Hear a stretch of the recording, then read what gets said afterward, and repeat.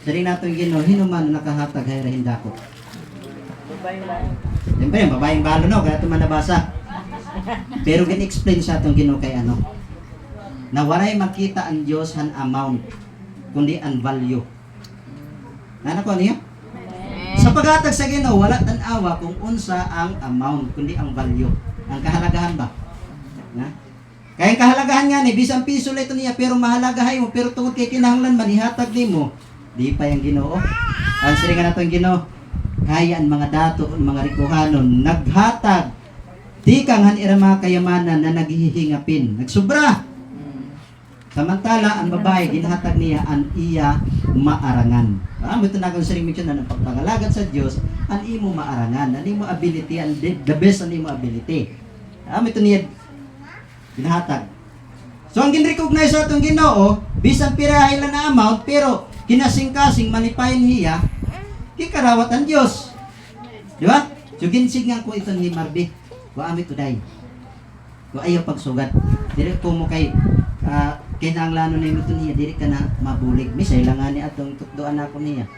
Pero salamat ako natong Ginoo kay epektibo, tikaiha ito niya. Ang adaya na mixon na himaya yan natong Ginoo dako na hiya, daraga na hiya. Nakita na ako na dahil may dako na changes. Dili na yan naglalamuta, burat, bisan waray pa iya income.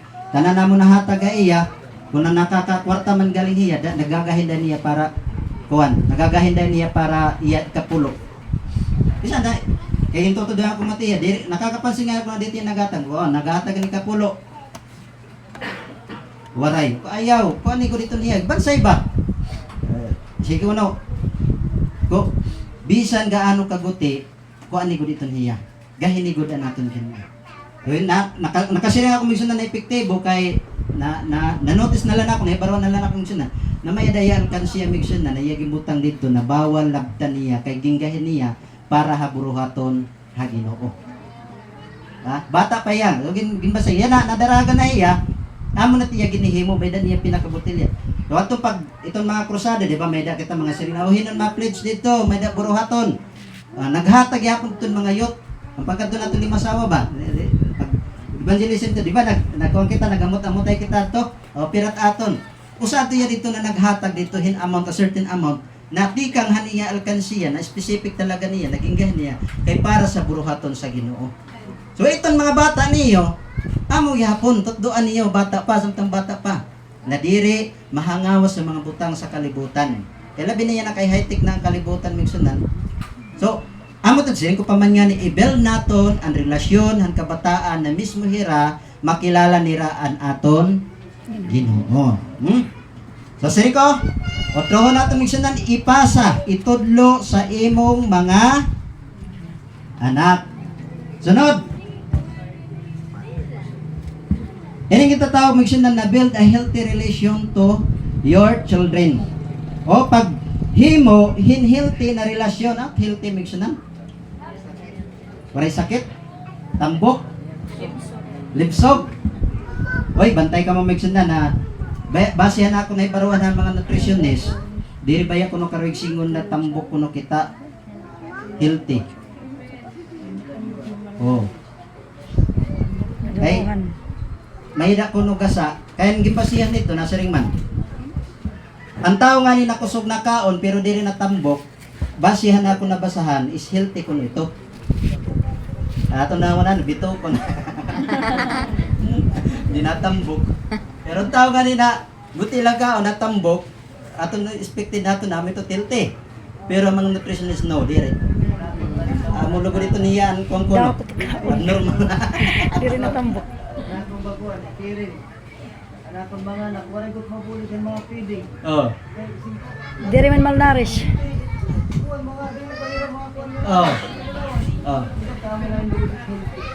Ako lagi. No. Nabulit ba ito, kaya tumat-isip. Bakit tagahan lang pabor? Ang punto natin din ibigsunan, na maghimo kita, mag-build kita, unsaon nimo pagbansay sa imong anak, training man inihiya. Unsaon nimo pag-train? Build a healthy relation. Hello? Adi kita ini healthy relation. Kay may eda, mga kagaanak, na diri healthy ang iya relasyon sa iya mga anak. Kaya usahay, ang pagdumara, hinari-hari. Di ba? Kinahanglan gud may ka tinatawag na isang salita gud na diri nga nimo tumanon lagapak diretso. Anita po ito niya, hadlok lang nimo mga anak, pero deep inside dira kasing-kasing bagahirahin nagdo dumot. So, usaw na itong pag-training migsunan, hani mo anak, kinahanglan may da nimo maupay ni relasyon sa imong mga anak. Usaw man nato pagka na magkamay anak kita relasyon na maupay hatong mga anak, adi. Nasa ring din ay Episo, Kapitulo 6, versikulo 4. Okay, basa.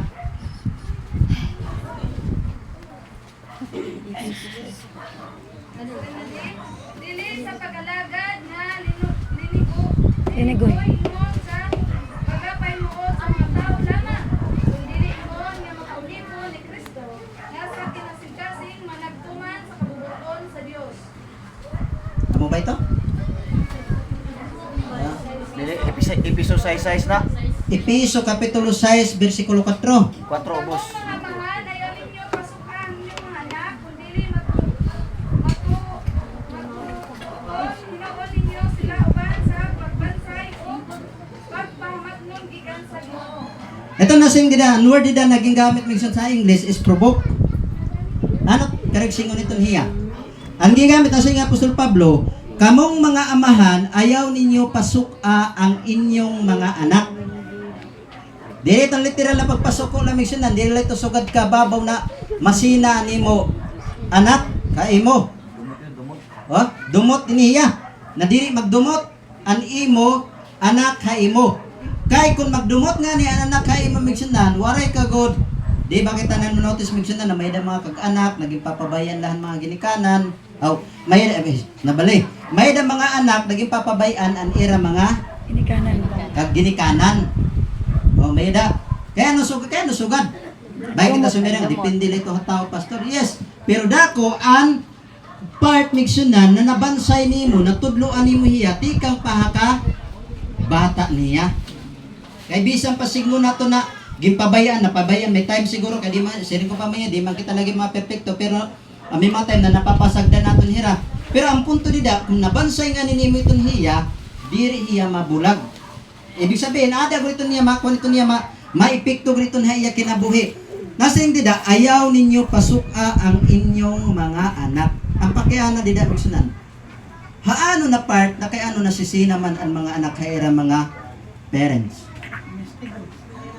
Kastigo. Oh. Ang lito itong bukto di. Pastor Robert. Lumayas. Kadira suhag. Tama ba? Biyok na tatawag na. Manabiyok. Biyok. Lumayas. Wala na uling. Adaya na. Kay Kastiguan man tatay. Kastiguhan man dahil no sa lakamogs. Lagapak diretso. Ay, wala. Oh. Ordinaryo ang kastigo. Diri la ordinaryo kundi kunanat makaptan. Lamba. Di ba? Albag tinapay. So, kasi, ang ikinang lang kasi sa mga bata, minsan maro naman kita at mga kabataan, mga magkulit, tapos dili dahil nila madaling matututo, na ito natin giniskutan kanina, na kinanglang consistent good. Kinanglang good dito niya, Masipag. Masipag. mailog. Now, balikan natin ang siling ni Apostol Pablo din Ano ang rason na kaya no nasisina ang imo mga anak ka imo or nakakamaya tinatawag na pagdumot sa iyang ginikanan? Tinatagay ako ng example kay. Oh, sige, adi. Basta ko general siya iko na gitawag na ano bang wala nimo tagan niyang imong anak ba. Kanang yung sa Timoteo nga ang wala magtagana sa iyang sakop sa panimalay, labaw pa kadawtan sa dili magtuo. Ika na siya, dili na siya bulan lang. Kumbaga tibok din na nato nga samahan ba sa pamilya ba, which is pa-failure nga nito dako kayong basulanan nga lisod i-recover parting lisura. Okay, na. Okay. Kabati naton, batian niyo migsunan. Ano nang isa rin? Ha? Bati ka na, pero waray na. Ha? Ato dito padakuan ni niya migsunan. Kaya importante niya. Amin niya bagat pinaka kuwang gud nato ni climax ni natong pagturo na niyan pag-training han bata is ang pag-build gud hin relasyon ha imo anak. Ang relasyon nimo ngadto sa imong mga anak. Importante ka upay. Kaya pinamalandong na ako niya mga kabuktuhan na may mga kag-anak o may mga bata na kay ano, mas gimpipili man nira na ang ira permanente ka upo, di ira mga barkada. Di ba kamo nakakapansin ito niya? Kaya number 1 di da miksyonan, kung di da hayo pa ni malay, permanente samok, permanente hataas ang buses, permanente nagigikungkuan dahil ito ni da. Di ko dito niya manilipay pag inukoy di da. O mamimiling ito niyahin, pinakakunhain tit gintatawag na comfort zone. Pero maupay nga nito i-relasyon maigsunan ng imo mga anak, di kang eskwela nito tunahuna dayon pagkikaulian. Amen. Di ba? Pagkikaulian, napapansin ko ito niya maigsunan. Bismo, ang iton, siguro ang rason maigsunan, di rin ang nagpapasigar po ko. Amo siguro ito rason na kaya ano kung tagaan in part kay sa impanganin Diyos ng basin ako nabati. Nakita niya kung ano ko pag-training Marbe. Bisan ito yan na nadaragan na hiya, ginistoryahan ko ito niya. E napapansin, bisan makita nimo na bagaturay ya sayop na ginihimo ba, pero ginahangan kita na mga ginikanan, our kita hini. Kay ito ng punto nila na hisap na limbungan. Itong word ba na limbungan, dapat kinahanglan our kita niya. Unang-una, permanente ko ganito ginampo. Halos kada gabi na, anak ko nasawa, tapos si Marbe na, kung tatagaan hiyahin kasing-kasing na mapinugsanon hatubangan na natin Ginoo. Tapos iya pagtuo di dahil natin Ginoo. Napapansin ko niya migsunan, nag-observer malako itong hiya. Gisingan ko niya one time, kuday, bangin na nimo kasing-kasing, mahiara ka na permanente nimo kaupod ang imo mga sangkay, imo mga classmate. Take note. Ha? Siring ni Apostol Pablo na ang daotang pakigugoy-hugoy makasira sa maayong pangatasan. So ginsingan ako niya. Kung magbantay ka, although wari kung may nakita, kasi kita na mga ginikanan, amos na sa ginikanan, anak na musaway kung may nakita na sayo. Pero hinumdumin niyo, prevention is better than Cure. cure. Ini akong ginihimo is prevention. Sige ko ya. Bangin ani mo kasing-kasing nagmalipayon na kaupod ang imong mga barkada, imong mga sangkay pag ikmat, tingnan ko iya. Kadi ka nga ni magbantay, hinay-hinay ani mo kasing-kasing tungod kay permanente, baga malipayon man hiya permanente itot iya kaupod, bangin diri ka naganahan pag-uli. Amri gising ko iya, pagbantay, kay bangin ka malimbungan. Kay sometimes miksyonan, adi man na, sometimes tungod ang pagkamalipayon, diri ni mga kabataan bisan kita. Sometimes tungod ang kalipayon na natin kasing-kasing miksyonan, usahay may ngalimot kita sa Diyos.